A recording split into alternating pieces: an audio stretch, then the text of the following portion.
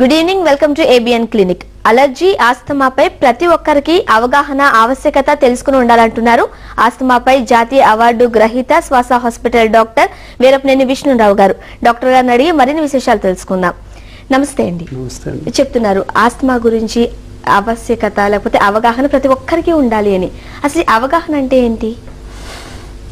మనం సబ్జెక్ట్లోకి ఎంటర్ అయ్యే ముందు రాష్ట్ర వ్యాప్తంగా ఉన్నటువంటి తెలుగు ప్రజలందరికీ కూడా నూతన సంవత్సర శుభాకాంక్షలు తెలియజేసుకుంటూ మనం కార్యక్రమాన్ని మొదలు పెడదాం. అయితే ఆస్తమా, అలర్జీ, తర్వాత గురక వ్యాధులు, ఇవి ప్రత్యేకమైనటువంటి వ్యాధులు. ఇవి బాల్యంలోనే మొదలవుతాయి. మీరు ప్రత్యేకమని మెన్షన్ చేశారు, ఎందుకు వీటిని ప్రత్యేకమని అనుకోవాలి? అంటే అలర్జీ, ఆస్తమా అనేది ఒక కామన్ ప్రాబ్లం. ఓకే, అంటే ఇంతకంటే కామన్ ప్రాబ్లం ఇంకా ఏది ఉండదు. అన్ని జబ్బుల కంటే కామన్ ప్రాబ్లం ఏదైతే ఉందో అలర్జీ, ఆస్తమా, తుమ్ములు రావటం, జలుబు చేయటం, ఇలాంటివి కామన్ ప్రాబ్లం. అయితే ఈ కామన్ ప్రాబ్లంకి చాలా అన్కామన్ గా కరెక్ట్ ట్రీట్మెంట్ జరుగుద్ది. చాలా అన్కామన్ గా, చాలా కామన్ ప్రాబ్లం కానీ చాలా అన్కామన్ గా అన్ని విధాలుగా సరి అయినటువంటి వైద్యాన్ని అందుకునే వాళ్ళు చాలా తక్కువ మంది. అంటే 100 మంది అలర్జీ, ఆస్తమా, గురక వ్యాధులతో బాధపడుతుంటే కేవలం 10% కంటే తక్కువ మంది మాత్రమే అసలు సిసలైనటువంటి శాస్త్రీయ వైద్యాన్ని అందుకోగలుగుతున్నారు. ఇంకా 90 మంది బాధితులు ఈ అలర్జీ, ఆస్తమా వైద్యానికి దూరంగానే ఉండిపోతున్నారు. దీనికి అసలైనటువంటి ముఖ్యమైన కారణం అవగాహన లోపించటం. ఈ అవగాహన కలిగించటం కోసం ప్రపంచవ్యాప్తంగా ఉన్నటువంటి ఈ గ్లోబల్ లీడర్స్, ఈ డాక్టర్స్ 1993లో ఒక సమావేశాన్ని నిర్వహించి అలర్జీ, ఆస్మాపై అవగాహన కలిగించాలి. 1995లో ఒక విజన్ డాక్యుమెంట్ని వాళ్ళు వెలువరించారు.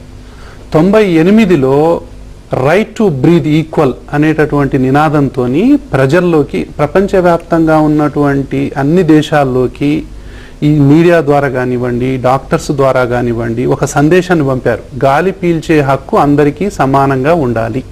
అంటే ప్రపంచవ్యాప్తంగా అప్పటికి దాదాపు 30 కోట్ల మంది ప్రజలు అలర్జీ, ఆస్మాతో బాధపడుతున్నారు. అందులో కనీసం ఒక 5% మెంబర్స్ కూడా సరి అయినటువంటి వైద్యాన్ని అందుకోలేకపోతున్నారు. దీనివల్ల ఏమవుతుంది అంటే వ్యక్తి, కుటుంబం, సమాజం ఈ అలర్జీ, ఆస్తమా వల్ల, అది వైద్యం జరగకపోవటం వల్ల ఎన్నో రకాలైనటువంటి ఇబ్బందులకు గురవుతున్నారు. వ్యక్తిగా నష్టపోతున్నాడు, ఏమీ పని చేసుకోలేక, కుటుంబానికి సహాయపడలేకపోతున్నాడు, తర్వాత దేశ నిర్మాణంలో కూడా పాలు పంచుకోలేకపోతున్నారు ఈ అలర్జీ, ఆస్తమా బాధితులు అనేటటువంటి ఒక బృహత్తరమైన ఆలోచనతోని ఈ అవగాహన కలిగించాలి అని చెప్పి 98లో మొదలుపెట్టారు. అయితే 98వ సంవత్సరం నుంచే శ్వాస హాస్పిటల్ అనేది గత 15 సంవత్సరాలుగా అలర్జీ, ఆస్తమా మీద అవగాహన కలిగించడం కోసం రాష్ట్ర వ్యాప్తంగా ప్రింట్ మీడియా ద్వారా, ఎలక్ట్రానిక్ మీడియా ద్వారా మా శక్తి వంచన లేకుండా మేము ప్రజలకు దీన్ని వివరిస్తూనే ఉన్నాం.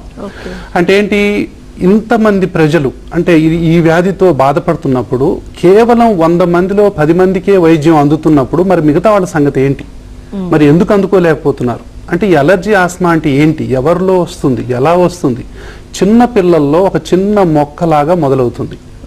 చిన్న మొక్కలాగా మొదలై ఒక మహావృక్షంగా ఎదుగుతుంది. అది చిన్న మొక్కలాగా అంటే ఏంటి, చిన్నగా జలుబులాగా మొదలవుతుంది, ముక్కు దిబ్బడేస్తుంది, గాలి పీల్చలేకపోతారు, పాలు తాగలేకపోతారు, పక్కలు ఎగరేస్తూ ఉంటారు, వాతావరణం మారితే గొంతులో గురగుర ఉంటుంది, దగ్గు వస్తుంది, దగ్గి వాంతి చేస్తారు, తల్లిదండ్రులు ఆందోళన పడతారు, హాస్పిటల్ చుట్టూ తిరుగుతూ ఉంటారు, యాంటీబయాటిక్స్ వాడుతూ ఉంటారు, ఏదో 2 రోజులు 3 రోజులు తగ్గుద్ది, తర్వాత మళ్ళీ వస్తుంది, మళ్ళీ మొదలు. అంటే చర్విత చరణంగా హాస్పిటల్ చుట్టూ ఇలా వందలాది మంది పేరెంట్స్ ఈ జలుబు, దగ్గు, ఆయాసం, పిల్లి కూతలు, దగ్గి వాంతి చేసుకోవటం, ఛాతీ పట్టినట్టుండటం, నిద్రపోలేకపోవటం, పిల్లలు ఏ పని చేసినా కూడా ఆయాసపడటం, సైకిల్ దొక్కిన ఆయాసపడటం, స్కూల్ బ్యాగ్ మోసిన ఆయాసపడటం, మెట్లెక్కిన ఆయాసపడిపోవటం, ఆటలాడుకున్న ఆయాసపడిపోవటం, ఇన్ని బాధలతో బాధపడేటటువంటి పిల్లలకి తల్లిదండ్రులు ఏమీ చేయలేక ఏంటి ఎంతకీ తగ్గట్లేదని చెప్పి తల్లిదండ్రులు బాధపడటం. కొంతమంది పిల్లలు నాకే ఎందుకు వస్తుంది ఈ ప్రాబ్లం,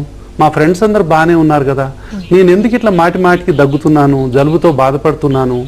సో ఇలా రకరకాలైనటువంటి ఈ ప్రశ్నలు పిల్లలే అడుగుతూ ఉంటారు. కాబట్టి వాళ్ళందరికీ అవగాహన కలిగించటం కోసం ఈ అవగాహన కలిగించుకోవటం అనేది అతి ముఖ్యమైనటువంటి అంశం ఆస్తమాలో. అవగాహన కలిగించుకున్న తర్వాత మీరు డాక్టర్లను సంప్రదించండి, సరైన వైద్యాన్ని పొందండి, అది తర్వాత విషయం. అసలు ఈ అలర్జీ ఆస్తమాకే చాలా మంది వైద్యానికి దూరంగా ఉండిపోతున్నారు. డాక్టర్, మరి బై బర్త్ బేబీస్ నుండే మనకి జలుబు అనేది కామన్ గా చేస్తుండే, మీరు ఇంతకు ముందు కూడా మాట్లాడారు, చాలా common problem. But uncommon problems వాళ్ళు ఫేస్ చేస్తూ ఉంటారని, ఈ కామన్ ప్రాబ్లం ఈ జలుబు వచ్చినప్పుడు ఇది అలర్జీనో లేకపోతే ఆస్తమానో అని పేరెంట్స్ ఎట్లా రికగ్నైజ్ చేయగలుగుతారు? ఎస్, అంటే చిన్నపిల్లలు జలుబుతో మాతపడుతున్నారు, దగ్గు, ఆయాసం, పిల్లి కోతలు వస్తున్నాయి, మాటిమాటికి హాస్పిటల్ పోతున్నారు, అన్ని రకాల వైద్యాలు వాడారు, విసిగి వేసారిపోయారు. మరి ఎలా, ఎవరు కనుక్కోవాలి ఇది అంటే, ఫస్ట్ మా పిల్లవాడు దేంతో బాధపడుతున్నాడు, మాటిమాటికి దగ్గుతున్నాడు, మాటిమాటికి జలుబు వస్తుంది, మాటిమాటికి ముక్కు దిబ్బడేస్తుంది, తుమ్ముతున్నాడు, దగ్గి వాంతి చేస్తున్నాడు, పాలు తాగలేకపోతున్నాడు, పక్కలు ఎగిరేస్తున్నాడు అంటే తల్లిదండ్రుల్లో ఈ లక్షణాలు ఎవరికైనా ఉన్నాయా అంటే హిస్టరీ పరంగా తల్లికి గాని తండ్రికి గాని, తల్లి వైపు వాళ్ళకి గాని తండ్రి వైపు వాళ్ళకి గాని, ఎంత దూరం ఉన్నా పర్వాలేదు, వాళ్ళల్లో ఎవరికైనా జలుబు, దగ్గు, ఆయాసం, పిల్లి కోతలు, గుర్రక ఇలాంటి లక్షణాలు ఉన్నాయా? జనరల్ గా వాతావరణం మారగానే జలుబు చేయటం, తర్వాత గాలి ఏదో ఎక్స్పోజ్ అవ్వగానే ఇది చేయటం, డస్ట్ ఎక్స్పోజ్ అవ్వగానే తుమ్ములు రావటం, నీళ్లు మారగానే గొంతు పట్టేయటం, ఇలాంటి లక్షణాలు తల్లి వైపు కానీ తండ్రి వైపు కానీ ఎవరికైనా ఉన్నాయా? ఈ లక్షణాలు ఉంటే ఆ పిల్లలకు కూడా ఇలాంటి లక్షణాలే కనపడితే, వాతావరణంగా మారగానే పక్కలు ఎగిరేయటం, ఏదన్నా ప్రయాణం చేస్తే కొంచెం ఇబ్బంది పడిపోవటం, ఏదన్నా స్కూల్కి పోతేనో, ఏదన్నా తింటేనో, ఏదన్నా ఏ పని చేసినా కూడా వాళ్ళకి కొంచెం మార్పు వచ్చినా, స్పీడ్గా ఫ్యాన్ పెట్టినా, కొంచెం వాతావరణం చలిగాలి తగిలినా వాళ్ళకి గనక అలా వస్తున్నట్లయితే, సో ఈ లక్షణాలు మనం ఉన్నప్పుడు తల్లిదండ్రులు ఫస్ట్ అలర్జీ ఆస్మా ఉందేమో అనేటటువంటి డౌట్ని ఎక్స్ప్రెస్ చేయాలి. దానికి తగ్గట్టుగా డాక్టర్ని సంప్రదించాలి.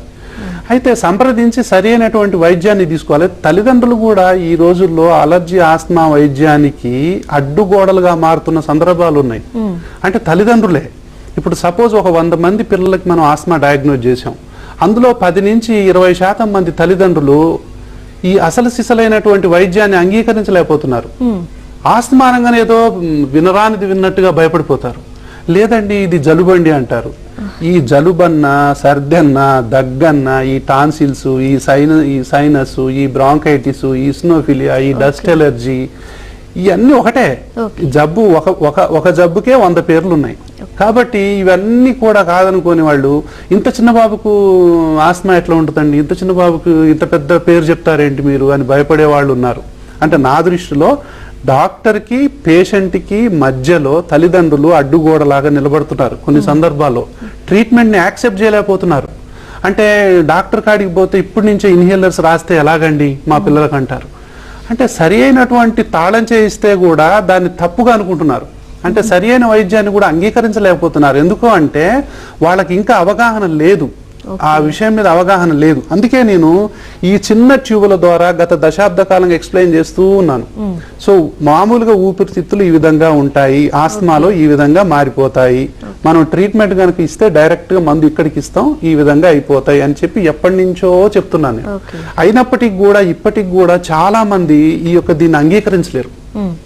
లేదు ఆస్మా అనగానే అదొక సోషల్ స్టిగ్మా, యాక్సెప్ట్ చేయరన్నమాట. కాబట్టి తల్లిదండ్రులు చేయాల్సింది ఏంటంటే, పిల్లలు దేంతో బాధపడుతున్నారు, అసలైన వైద్యం ఉందా లేదా, అసలైన వైద్యాన్ని ఎవరు అందించగలుగుతున్నారు, ఆ అసలైన వైద్యాన్ని మనం ఏ విధంగా రిసీవ్ చేసుకోవాలి, రిసీవ్ చేసుకున్న తర్వాత వాళ్ళు పొందే ఆనందం ఏదైతే ఉందో అది చాలా ఎక్కువగా ఉంటుంది. డాక్టర్ గారు మేము ముందులో మిమ్మల్ని చాలా ఇబ్బంది పెట్టాం, ఫస్ట్ ఏందో పిచ్చి పిచ్చి ప్రశ్నలు అన్నీ అడిగాం, కానీ ఇప్పుడు మాత్రం మా బాబుకు జలుబు తగ్గిపోయింది, ఆయాసం తగ్గిపోయింది, హాస్పిటల్ చుట్టూ తిరగటం తగ్గిపోయింది, మిడ్ నైట్ విజిట్స్ తగ్గిపోయాయి, హాస్పిటలైజేషన్స్ తగ్గిపోయాయి, ఇప్పుడు చాలా హ్యాపీగా ఉన్నామండి అంటారు. కాబట్టి తల్లిదండ్రులు ఈ విషయాన్ని గమనించాలి. రైట్ అండి. విజయనగరం నుండి శ్రీరామ్మూర్తి ఉన్నారు.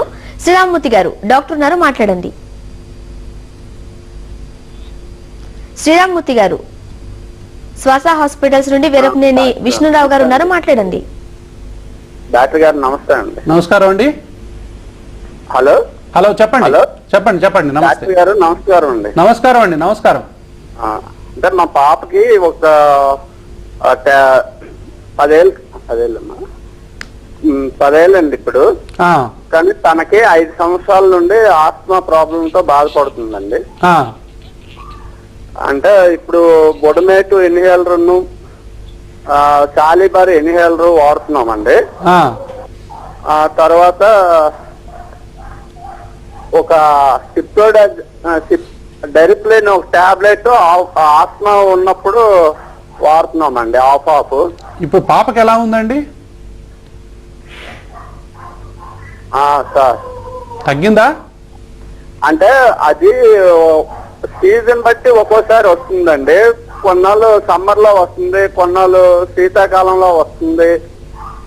ఇప్పుడు ఓవరాల్ ఎలా ఉందండి? బాధపడుతుందా, మంచిగా ఉందా? వచ్చేటప్పుడు కొద్దిగా బాధగా ఉంటుందండి. ఓకే, ఇంకా అప్పుడప్పుడు వస్తూనే ఉంది? అప్పుడప్పుడు వస్తుంది. అంటే తనకి డాక్టర్ గారి కాడ తీసుకెళ్లేసరికి ఇది వాడుతున్నప్పుడు కంట్రోల్లోకి వస్తుందండి. ఓకే, ఇప్పుడు నేను చెప్తాను. మళ్ళీ కొన్నాళ్ళు పోయాక మళ్ళీ కనిపిస్తుందండి. ఓకే, అంటే ఏంటంటే ఇప్పుడు ఈ పాప ఉంది కదా, సో అసలైతే ఇలా ఉండాలి ఊపిరితిత్తులు. ఈ విధంగా మూసుకున్నటువంటి పాపకు వైద్యం చేశారు, అవి దాదాపుగా ఈ విధంగా వచ్చాయి అనుకుందాం. అంటే పార్షియల్లీ ట్రీటెడ్ అనమాట. అంటే సగం సగం వైద్యం అయింది. కొంచెం మంచిగా అవగానే చాలా మంది ఏం చేస్తారంటే ట్రీట్మెంట్ ఆపేస్తారు. ఆపేయగానే మళ్ళీ ఇలా మూసుకుంటే మళ్ళీ వచ్చింది కదా అని చెప్పి మళ్ళీ వాడతారు, మళ్ళీ కొంచెం ఓపెన్ అవుతాయి. కానీ ఈ విధంగా అయ్యేదాకా వాడరు చాలా మంది ఈ విధంగా అయ్యేదాకా వాడరు. సో ఇలా ఉన్నప్పుడు వెళ్తారు, కొన్ని రోజులు డాక్టర్ మందులు రాస్తాడు, ఈ విధంగా అయిపోతారు. అయితే ఈ విధంగా ఉన్నప్పుడు అందుకనే ఏం చేసిందంటే ఈ గ్లోబల్ ఇనిషియేటివ్ అనే ఆస్మా అనేది ఆస్మాని సివియారిటీని తెలుసుకోవటం కాదు, సివియారిటీని తెలుసుకోవటం కాకుండా ఆస్మా కంట్రోల్లో ఉందా లేదా, అంటే పిల్లలు బాధపడుతున్నారా లేదా, దగ్గు వస్తుందా, ఆయాసం వస్తుందా, పిల్లికోతలు వస్తున్నాయా, మాటిమాటికి సిమ్టమ్స్ చెప్తూ ఉన్నారా, ఇబ్బంది పడుతున్నారా, చదవలేకపోతున్నారా, నిద్రపోలేకపోతున్నారా, ఇవి చూడాలి. అంతేగాని డాక్టర్ ఎంత పెద్దగా డయాగ్నోజ్ చేశాడు, ఎంత పెద్దగా ట్రీట్ చేశాడు, నేను చాలా గొప్పగా నీకు వైద్యం చేశాను అని ఏ డాక్టర్ అయినా అంటే కొలబద్ద ఏంటంటే ఆ పిల్లవాడికి దగ్గు ఆయాసం ఉండకూడదు, పగులు పూట గాని నైట్ పూట గాని దగ్గుతో ఆయాసంతో ఇబ్బంది పడకూడదు, నిద్ర డిస్టర్బ్ అవ్వకూడదు, స్కూల్కు పోవటం అనేది ఆగకూడదు, ఊపిరితిత్తుల ఫంక్షన్ నార్మల్ గా ఉండాలి, మాటికి ఈ రిలీవర్ అంటే సాల్బిటమాల్ ఇన్హేలర్ ఆస్తలిన్ అంటాం అది వాడాల్సిన అవసరం రాకూడదు. అంటే మోర్ ఆర్ లెస్ అందరి పిల్లల్లాగే నార్మల్ గా ఉంటున్నాడా లేదా, ఉంటే ఆ పిల్లవాడు మంచిగా ఉన్నట్లు లెక్క, లేదు అంటే ఇంకా సరైన వైద్యం ఏదో మిస్ అవుతున్నట్లు లెక్క. ఈ కేసులో ఏంటంటే దీన్ని step up treatment, step down treatment అంటాం. అంటే ఈ డోసును కొంచెం పెంచటము, ఇంకా వాళ్లకు ఇంటి దగ్గర అయినప్పటికి కూడా ఇంకా వస్తుంది అంటే ఇంటి వాతావరణంలో పరిస్థితులు ఏంటి, ఇండోర్లో పరిస్థితులు ఏంటి, అంటే అగరబత్తీలు పెడుతున్నారా, సాంబ్రాణి పొగలు వేస్తున్నారా, ఇంట్లో పోపేసినప్పుడు ఘాటైన వాసనలు వస్తున్నాయా, ఇంట్లో కుక్క పిల్లలు ఉన్నాయా, దుమ్ము ధూళి, దాని తర్వాత బొద్దింకలు, తర్వాత ఇంకా ఏదైనా ఫంగస్ కానీ అంటే ఆ గోడలు బాగా నానిపోయి ఫంగస్ రావటం, అంటే ఇంటిలో ఒకలాంటి ముక్క వాసన వస్తుందా, ఇంటి చుట్టుపక్కన పరిసరాల్లో నుంచి ఏదన్నా స్మోక్ వస్తుందా, ఎక్కడి నుంచి బయట నుంచి గాలి వస్తుందా, అంటే ఇంటి పరిసరాల్లో ఉన్న పరిస్థితి ఏంటో కూడా చూడాలి. తర్వాత వాడేటటువంటి డోసు కరెక్టా కాదా చూడాలి, వాడే విధానం కరెక్టా కాదా చూడాలి. మందులన్నీ కరెక్ట్ ఉండొచ్చు కానీ కొంతమందికి పీల్చే విధానం తెలియదు, సో మందులన్నీ వేస్ట్ అయిపోయినట్టే లెక్క. కాబట్టి ఇలాంటి విషయాలన్నిటి మీద కూడా అవగాహన కలిగించుకోవటం అనేది ఈ రోజు మనం చర్చించుకుంటున్నాం.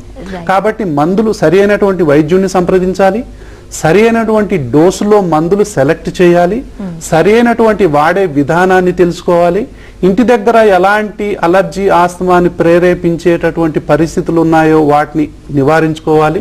సో ఈ సందర్భంలో నేను చెప్పేది ఏంటంటే చాలా మంది ఇండోర్లో ఇప్పుడు అగరబత్తిలు వెలిగిస్తూ ఉంటాం, అది మన సంస్కృతి. చాలా మంది అగరబత్తిలు వెలిగించకపోతే ఎట్లా డాక్టర్ గారు, ఏంటి మీరు ఎలా చెప్తున్నారు మీరు అని చాలా మంది బాధపడే వాళ్ళు కూడా ఉన్నారు. అది చెప్పాలంటే కూడా నాకు కూడా బాధగా ఉంది. కానీ మెడికల్ పాయింట్ ఆఫ్ వ్యూలో అగరబత్తీలు ఇన్ని కట్టలు గనక వెలిగించి మరి మీరు ఇంట్లో పెడుతున్నారంటే ఇంకా వేరే కారణం అక్కర్లా, దీనివల్ల మీకు ఆస్తమా అనేది ఎప్పటికీ తగ్గదు. కాబట్టి ఈ సాంబ్రాణి పొగ, పిల్లలు పుట్టగానే సాంబ్రాణి పొగ వేస్తూ ఉంటారు. సో సాంబ్రాణి పొగ వేయడం వల్ల ఊపిరితిత్తుల్లో ఉన్నటువంటి వాయునాళాలన్నీ కూడా ఇలా మూసుకొని పోతాయి, ఆల్రెడీ తల్లిదండ్రులు అలర్జీ ఆస్తమా లక్షణాలు ఉంటే. కాబట్టి ఇలాంటివి మనం అవాయిడ్ చేయాలి. అవాయిడ్ చేసినప్పుడు ఈ సరి అయినటువంటి వైద్యాన్ని తీసుకున్నప్పుడు ఇప్పుడు ఈ 10 సంవత్సరాల బాబు కానీ పాప కానీ ఎవ్వరూ బాధపడాల్సిన అవసరం లేదు, భయపడాల్సిన అవసరం అంతకంటే లేదు. ఇబ్బంది పడుతున్నారు అంటే సగం సగం వైద్యం జరిగిందని అర్థం. ఇంకా మంచి ట్రీట్మెంట్ జరగాలంటే మళ్ళీ కన్సల్ట్ చేయాలి, మళ్ళీ తెలుసుకోవాలి ఎట్లా వాడాలో.